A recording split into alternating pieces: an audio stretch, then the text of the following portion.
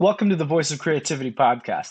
On today's episode, we welcome Victor Dwyer. He's one of the world's best experts on Amazon and getting things to rank on a very walled garden protected platform like that.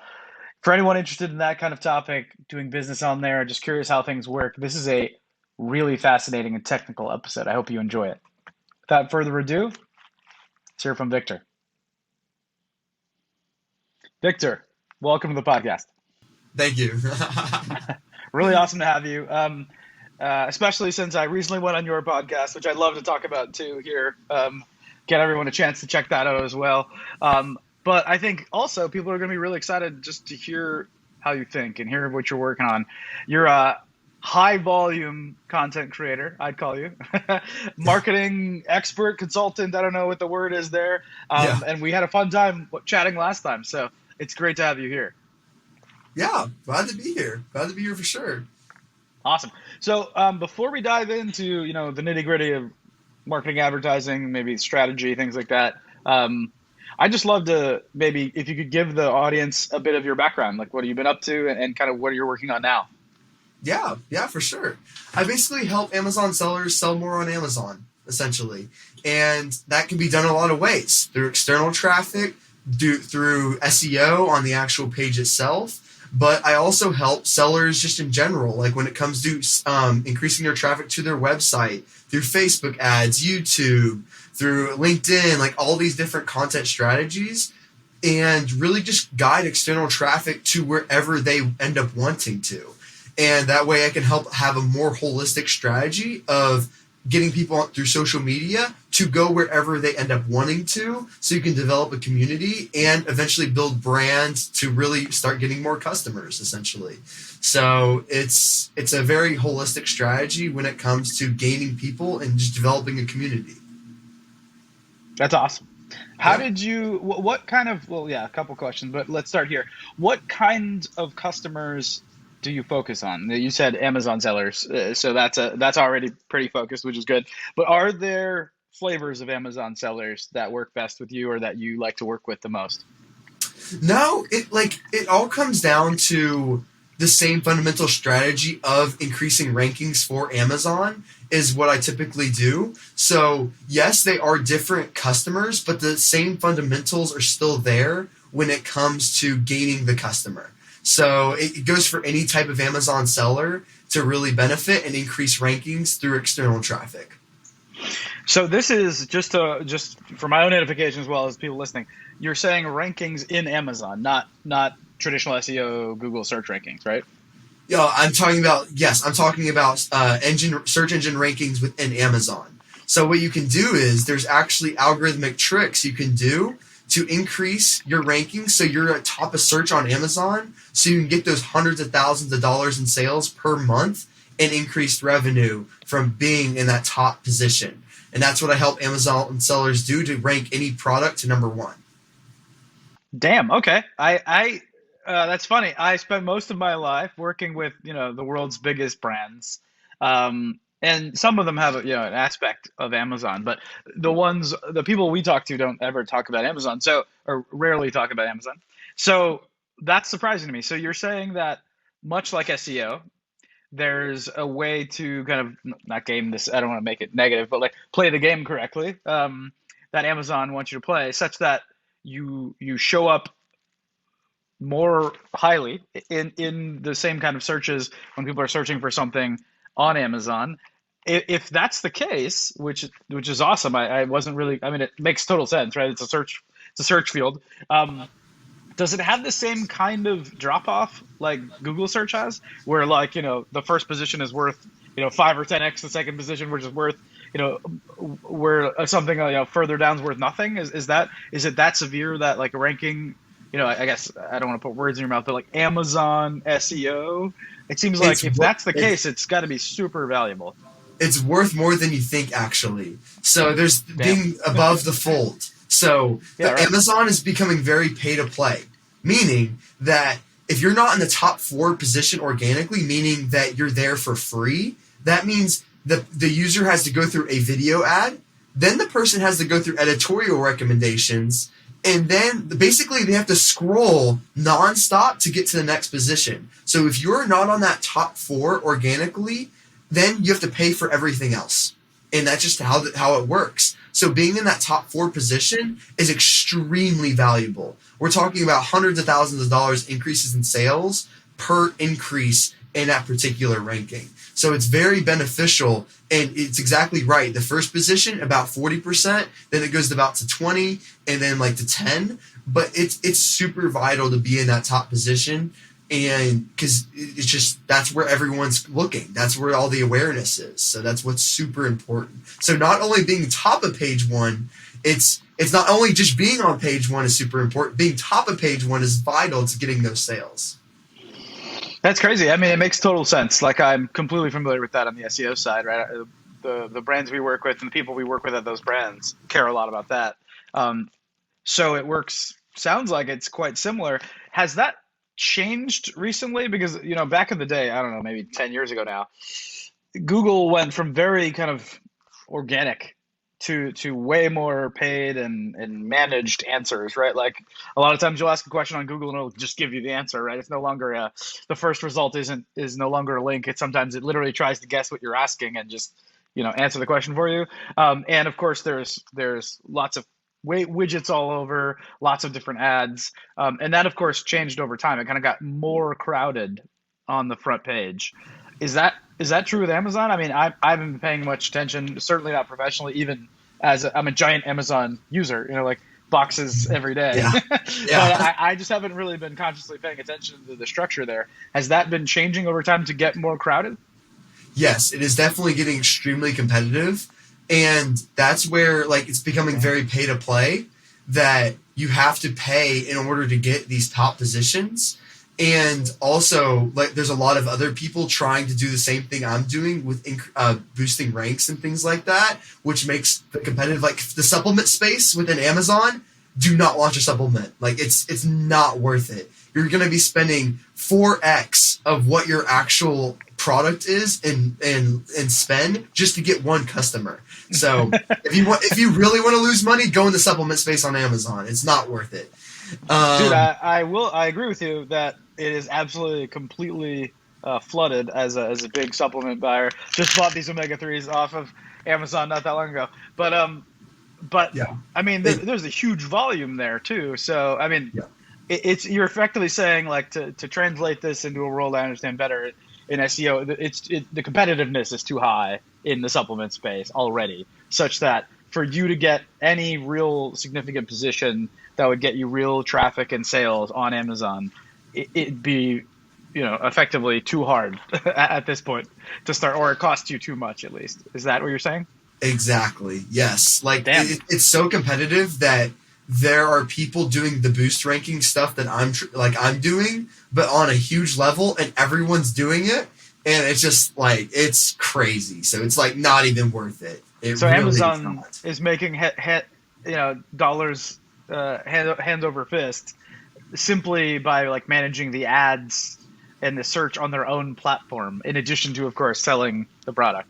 Exactly. And then Amazon's going to undercut that. you eventually. Once they see you're making money, Amazon's going to launch their own Release a product, Yeah. put it at the very top in a huge placement where they'll just take a ton of, like, and they'll basically put everyone else at the very bottom of their page, and then they take all the sales. This is eventually what happens. So Yeah, I've heard I've that a lot. So okay, so if I'm certainly not, I don't have time for this, but I've thought about it, that how, like, having a marketing based kind of drop shipping, or not drop shipping, but Amazon based business is somewhat attractive as a marketer and an advertiser, someone who does this professionally, because when you spend all your time running ads for other people and you have to deal with the clients, you have to deal with the budgets, you have to deal with approvals, and then especially for big companies, it's like sometimes it takes months to make any simple change. You kind of just long for the day where you're like, I wish I could just have my own product on one page, send it to Amazon, and crush things. I guess there's a game that I hadn't thought about, which is, like, you have to know the competitiveness of the space on Amazon before you get involved. Are there tools or ways to judge that? Like, is there, if again, not that I'm trying to do this, but if I wanted to start as an Amazon seller, is there a way for me to kind of direct myself or validate that a certain product space is more viable than others? Yeah, so you can start by the easiest way is to do a search on Amazon and be what and go what through a customer journey what would look like. So for example, let's say I want to buy hand wash soap or let's say I want to get to the vegan soap category, like just something super random. Yeah, And niche. I go and type in vegan soap and I see that there's not a lot of products out there. They're all like China products. They all suck. They're all low quality. And then I can see, okay, I can come into space and actually see viability in it. Then the next step is to make sure there's actually search volume there. A lot of people miss that. So a lot Of of people course, go yeah. into super specific niche and then there's no search volume and then they just crash. It's crash and burn. But then you just make sure there's search volume. You can do that through like Helium 10, Jungle Scout. There's a ton of tools to see So what there the are search tools that volume do that. is. And once you see, okay, there's search volume and you can come up with a super unique product. In order to be successful on Amazon, you have to have a unique product or you have to have brand, one or the other. We will not be successful on Amazon without that. So if you have those two steps, then you can launch on Amazon. I typically recommend anything from a 25,000 to 50K budget in order to budget everything out on Amazon. Because once you launch a product on Amazon, it will not be successful. You will not get sales. It's too competitive now. You can't just launch a product on Amazon and expect it to get sales. That's not how it works anymore. You have to do PPC. You have to do advertising. You have to do video ads. You have to do boost campaigns like I do, and increase rankings. And then you have to get reviews. There's a lot of things that you have to do on Amazon in order to be successful. And those three things I listed are the primary reasons and ways to be successful on Amazon.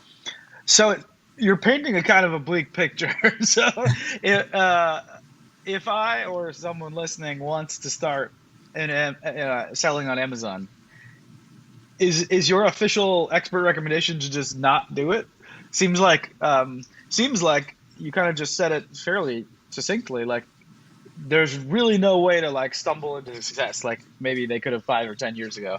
So they really have to be at least have some sort of knowledgeable shepherd to help them go along like you, or they have to know how to do all these things themselves. And even then, it sounds like if there are tools to identify spaces that are less competitive, seems like those will be arbitraged out quickly, right? People will enter those spaces and that advantage will go down. Of course, Amazon sees that information. So even if other people don't enter, it seems like Amazon might see that there's a high demand space with low competition. They might enter with a product there.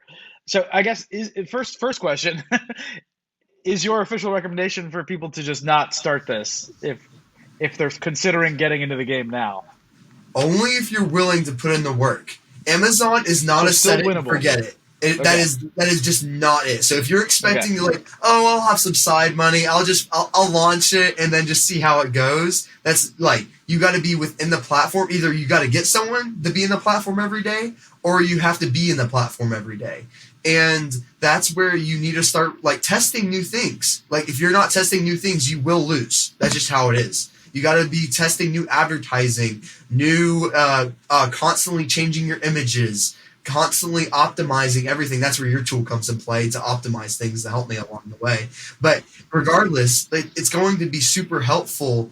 And you have to be constantly optimizing and changing up your strategy because there's like competitors are going to see how much money you're making. They're going to try to compete with you, and you got to constantly innovate and be better like every single day in order to compete on Amazon. So my recommendation is go on Amazon if you're willing to invest the time. If you're not willing to invest the time, don't even start. But if you are and you really want to go all out on it, I definitely recommend it because the upside is insane, is what we're talking about. Like there is huge upside on it. So I would recommend getting in if you're willing to put in the time.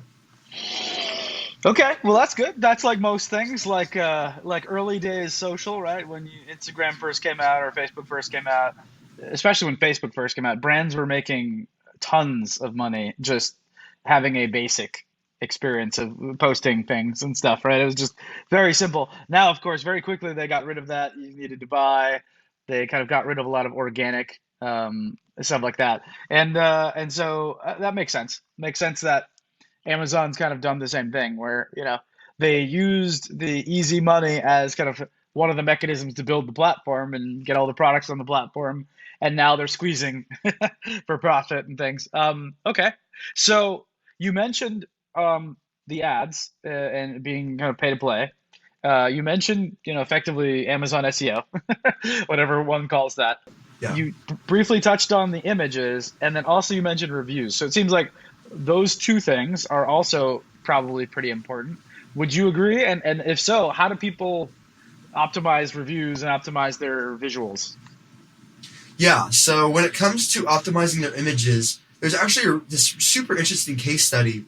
The person increased their image size by 65%, making it where it took up most of the image space, making their image look bigger on the when people go through their page, and it increased their sales by 50% by increasing the size of their main image. I buy that. And that's why I need things like your tool to let me know how things like that work. So, Yeah. but regardless, there are crazy statistics like that. So I always recommend having the biggest image possible.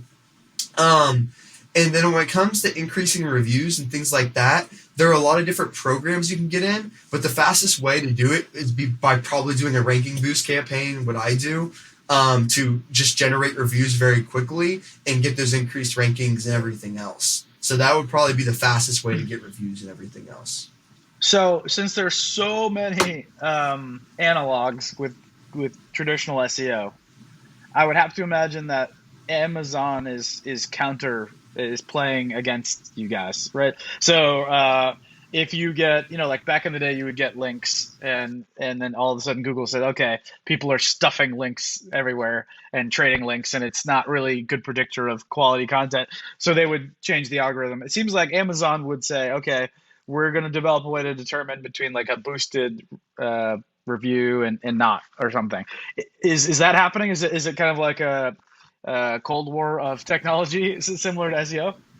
It's definitely happening when it comes to reviews. They're really cracking down on being able to spot those type of reviews. That's why the reviews are honestly secondary for us. Usually clients care about the ranking part because that's where you get the huge generation in sales. So that's where we normally focus on is the increase in ranking. And that way it's practically undetectable just because we're telling people to go to Amazon, use a certain search term, and buy the product. And in return, we'll give them a certain rebate. And basically that tricks the Amazon algorithm saying, okay, this people are searching this search term and buying the product. I'm going to increase their ranking because it's performing very well. We don't use any links, any That's special smart. things. You can, but that way it's completely undetectable and it works really well. That's really smart because, yeah, that's what Amazon's going to use. They're going to say what's more valuable is somebody coming from Google or what have you and searching, silver and then buying silver on an Amazon. I don't know if Amazon sells silver, but, buying silver on Amazon. And so if you can replicate that, that's smart. That's a really clever idea. I've been doing it a So, long time. yeah, that's good. So how did you get into this, like Amazon specifically? Yeah, so I originally started out as a Facebook advertiser. Well, I first started as a web developer, got into Facebook advertising and everything else, and started going all out in Facebook advertising. And then this new thing called messenger marketing opened up 2 or 3 years ago, and it was just starting. And one of my buddies said, hey, there's a way to increase rankings on Amazon through messenger marketing. I need you to do it for me. You know Facebook better than anyone. And I go, okay, yeah, I'll get into messenger marketing. Yeah, let's see what it is. And then I started doing the first campaign I ran, and he was like, dude, you made me over $10,000 this month. I'm like, you got to do this across all my clients. And then that's when I started to really do messenger marketing and started doing these ranking boost campaigns. And then that's where I started introducing to Amazon. And then all these Amazon sellers said, "Hey, we need help on our account. We need you to start managing our Amazon account." And then that's when I started getting into Amazon, started learning all the dynamics, and really just started dominating the account. Learned Amazon advertising, how to do inventory, and really started managing multi-million-dollar Amazon seller accounts now. and really just started working my way up. And then now I do ranking boosts, help manage Amazon accounts, help basically anything related to marketing when it comes to just generating sales. That's cool. I love that. And that's thank you for sharing that.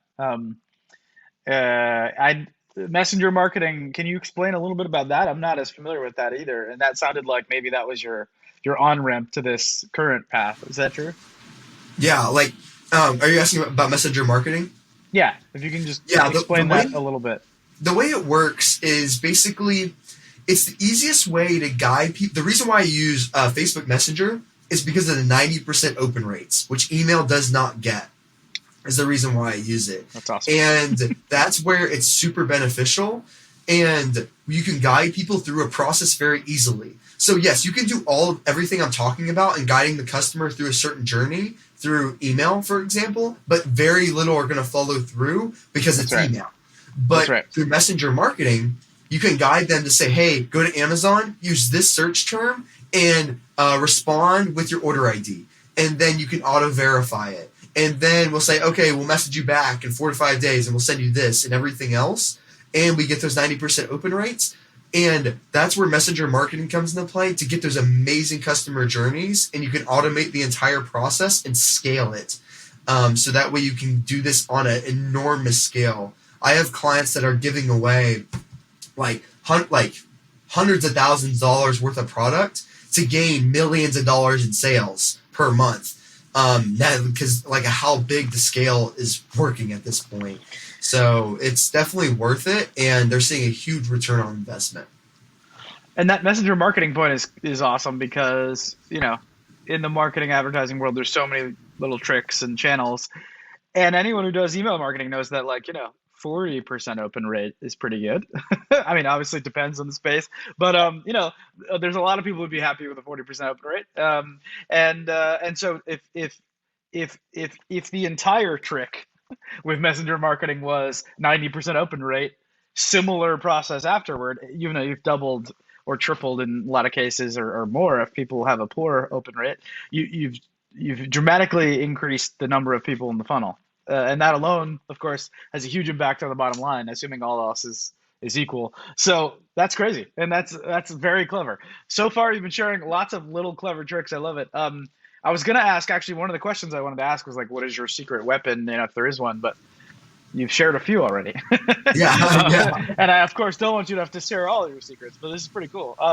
So if you're focused mostly on Amazon, um, a lot of the things I've been asking people, regardless of where they come from, whether they're like a Grammy award-winning designer or like a professor of creativity or a big advertising agency person, I always want to hear like what changes they're seeing in the space. The space being whatever part of kind of advertising creativity that they focus on. And a really common answer so far has been something to do with, going into, adapting to, or coming out of COVID, as you might imagine. But for you guys, for your customers, clients, seems like it'd be different because Amazon sellers probably went bananas, right? In the past year, I would imagine. Is that what happened? Oh yeah, 300% increases were small when it come to COVID. There was a client that was in the woodcraft space, saw a 600% increase in sales because of COVID. They could not keep up with demand. Like it was impossible to keep up with demand. So yes, everyone on almost every single client except tech-based companies, saw a huge increase in sales across everything. Just So like because of COVID, basically, not yeah, even like because of changing COVID. strategies or anything. Oh, wow. And Yeah. so now that things are starting to thaw, I think I just read something today that said, 50% of Americans are no longer social distancing. They're starting to go back to before. Are the numbers going back, or does it look like people actually kind of permanently change their habits and are using Amazon more permanently? They're using Amazon more permanently. So their sales, yes, they saw a huge spike, but they're also growing because there's a huge new customer adoption within Amazon because everyone started to use them during COVID, and it just grew sales even more. So it was really beneficial, and now there's a lot more customers buying and shopping on the platform, making it where there's a lot more upside, essentially. That's awesome. So the clients are not coming to you saying, COVID destroyed my business. I need to change my strategy. They're saying, I have too much business. How do I take advantage of this Yeah, and do it exactly. correctly? And it increased my That's my cool. business, especially because all the Amazon sellers say they have too much business, they have too many customers, and they don't know how to keep track of it, and they didn't know how to manage it, and that's where they brought me in and everything else. I would say the biggest change that's really kicking my butt is the iOS 14 update. That has been just, oh my gosh, it has been so annoying for every single advertiser that you Yeah. can't possibly imagine. All my reporting, all my attribution, it is just broken. It is very sad to see, but A it's lot just of the people, reality. yeah, a lot of people listening will feel that pain as well. And Yes, yeah. that's come up with a few other guests recently as well, as you might imagine. It just, yeah, changed the game. Maybe And better for the long term, but it definitely threw off everyone's mojo. You're not alone in that at all. I selfishly, for in my professional career in the Cortex side, that where we focus on helping people make better content that will naturally attract interest the customer, that actually played into our hand really well. But I think we're the only company I've talked to that isn't lamenting the change. So I'm always really sensitive to talk about it with people because it seems like, yeah, if you built all these attribution strategies, you had all these different ways of targeting for your ads, all of those, or most of those have changed probably yeah. just in the past month or so. Yeah, because what I used to do is I used the Amazon API and the Facebook API and cross-reference the customer lists to start doing Amazon attribution because you can't do pixels on Amazon. So I would basically match them up to start optimizing for Amazon purchases, which has almost never been done. And I had this really great system which made clients a ton of money. And then the iOS 14 update came, wiped it all clean, and now I'm redoing my strategy now to gaining and optimizing for customer purchases now. But it's something different. Marketing's always changing. That's why I got into it. But it's just the way it is. No, that's good. And I'm sorry I had to redo everything. Obviously, reworking an awesome system is always painful. But yeah, I think it's good to share that story because I think everyone I talk to has some story like that. And as long as we're all aware that like everyone was thrown for a loop, and it does appear that the uh, overwhelming majority of people are opting out, which was always kind of a question. You kind of assumed it would happen, but you didn't know what the percentages would be. It's looking like upwards of 90% of people are opting out, so Yeah, that's pretty big. yeah, it um, is. so you have a background where you've done lots of marketing across lots of channels. Are you exclusive to Amazon now, or is it just like the biggest thing in your toolbox and what your clients are all asking for? That's the biggest thing. Like it's where I do whatever is in the most demand, and I work toward that. I have a million different skills. Like I can do video editing. I can do Photoshop. I can do advertising. Like everything. Almost like I do reporting. I do almost everything across the board. But I do whatever is in the most demand. So like right now, it's Amazon. Everyone needs Amazon work right now. And then if I have a bunch of clients that need content creation, I'm going to start developing a team for content creation, and I'm going to start working toward that. But right now, everything's just centered toward Amazon. But I do a lot. Like 5 years ago, it was all about websites. I was creating websites nonstop, and now it moved to Amazon. Now it's just constantly changing. So it's really good to have a ton of different skills to utilize, but Yeah. a majority of it's Amazon right now. But it's bound to change at some point, and I'll be ready for it. That's for sure. Well, that's good. Yeah, I mean, yeah, being adaptive, learning all the new stuff so that you can better serve the clients is kind of the name of the game. So that's Yeah. good. And that's awesome to hear because effectively what you're saying is um, Amazon is one of the most requested, kind of hottest topics among your customer segment. Which correct me if I'm wrong. Please let me know. But it sounds like your segment is small to medium sized retailers mostly that are selling, things on e-commerce in some ways. Is that fair to say, or is it that even customers who are not that focused on Amazon before are becoming focused on Amazon now?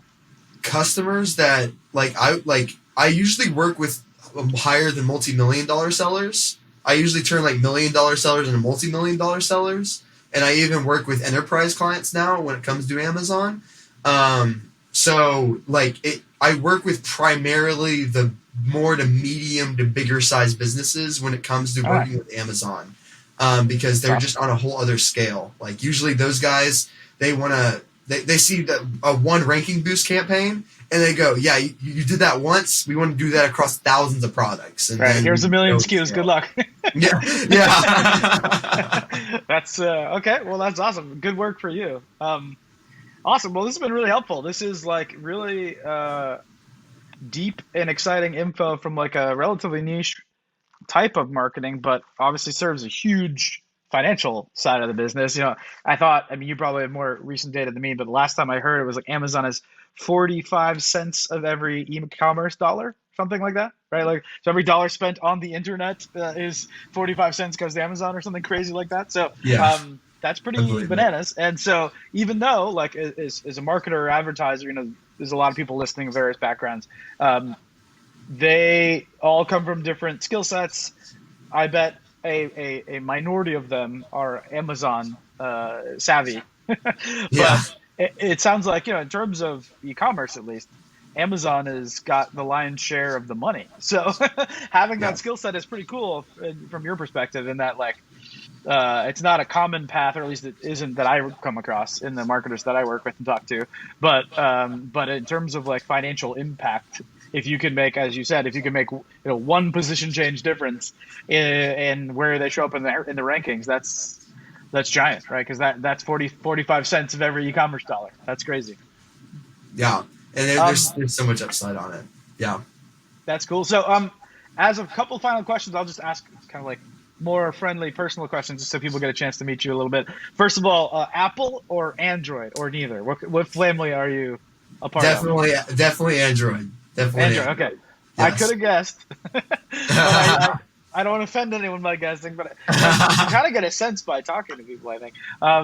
And then here's a weird one, but it's like my favorite question to ask people at like dinner parties and stuff is, do you have any weird superstitions or habits relating to work, ideally, that your colleagues or clients might be surprised by? Do you like collect anything weird? Do you have like a weird, do you like work out, between meetings? Anything that people wouldn't know, just kind of seeing your face on a podcast video or two. People are honestly really surprised when I play volleyball like 8 hours a day, like or like on weekends, like That's I'm surprising. nonstop volleyballing. Really? Oh Yes, shit. yeah. Usually people are really surprised by that. Yeah. So yes, I'm a big. I live in Texas, so volleyball, like there's a beach, there's a lake with a beach, like literally every 5 miles. So volleyball is a really big thing around here, and I play volleyball probably non. I'm either rock climbing, volleyballing, or something. So I'm either sitting in one chair the entire day for 12 hours, either that or I'm actively moving nonstop. My body doesn't know which one to choose, but that's how I live my life. That's awesome. And the way you described Texas is also, so that was enlightening about you, but the way you described Texas is also enlightening. As a guy from Boston, I don't think of Texas as having beach volleyball courts every 5 miles. That is not what's in my mental Texas model. So that's pretty cool. What part of Texas are you in, just for anyone who I'm happens to from be in the around area? Dallas. Around Dallas, sorry. Dallas. So there's a lot of lakes around. Most people think of Texas as like the deserts and like sand, the cowboys and everything else. I'm from Yes. North Texas. That's East Texas, what you're thinking of. North Okay. Texas is very city-like. The town I grew up in, now like what I grew up when I was born, it was a dirt road, and now it's a 6-lane highway. Like it's crazy how much explosion from Damn. California. Everybody's moving here because like the land is super cheap. You can get it like a crazy big houses. And Better it's local just taxes. yeah, it's crazy. So, but That's cool. yeah, volleyball. Okay, football is religion here. So just to Yeah. be aware, Oh yeah. football like Here is too. religion. Like any like for example, my high school stadium, we spent over $100 million on my high school stadium. So Whoa. High school, Holy, high school, yeah, high school. that's Not even crazy. that's not even like pro league. It's like it's crazy. So we are Several successful religious. Amazon campaigns worth on a high Yeah. school football stadium. So yes, football is the religion in Texas, but I play volleyball. That's my sport, and that's what most people are really surprised about. And I definitely, I also post a lot on LinkedIn. People are often really surprised by that. People don't even know what LinkedIn. Like people go, you post on LinkedIn? It's like yes, like I post nonstop on LinkedIn. I go hard on that. Dude, Crazy, I think crazy right there. they get most improved award for all the major social channels, right? Like 5 years ago, I just like had a profile and never used it. But nowadays, I completely agree. Like I still don't post a lot. I work with customers posting more, but I neglect my own channels a lot. But yeah, I think it is absolutely worth it nowadays. Like absolutely worth it. And it's probably one of the my most visited social channels period is LinkedIn. I actually find it more valuable. So it makes total sense that you're kind of taking advantage of that. But no, you're right. You nailed it with the volleyball one. I always ask people, and you never know what you're going to get. You get like some weird stuff. You get some like collectibles. You get sports. But there you go. You never know until you ask. Really awesome to have you on the podcast, Victor. Really good to share that. I think everyone's going to really find value in hearing a little glimpse into Amazon marketing, which is probably one of the hot things. Uh, Obviously in the past year, if not longer, because Amazon's been on a tear for 20 years now. Yeah. uh, Yeah, it's nothing new, but it's really hard to compete with now. So there's a lot of things that you got to do in order to be successful on it for sure. awesome. Well, I'll put all your contact info in the show notes. Anybody who wants to connect with Victor will have an easy way to do it. So they can benefit from your wisdom anytime that they need it. And thanks for coming on the podcast. We'll have to have you on again at some time. Yeah, thank you so much for having me. Thank you. Awesome. Have a great day. You too. Bye. So if you enjoyed that podcast, if you like creativity and topics like that, or if you work in a creative field, you'll definitely love the IAA, the International Advertising Association. You should check them out at iaaglobal.org. The IAA is one of the oldest running since 1938 associations for creative professionals, and it's currently acting as the global compass, sharing information like this, gathering cool minds like you've just seen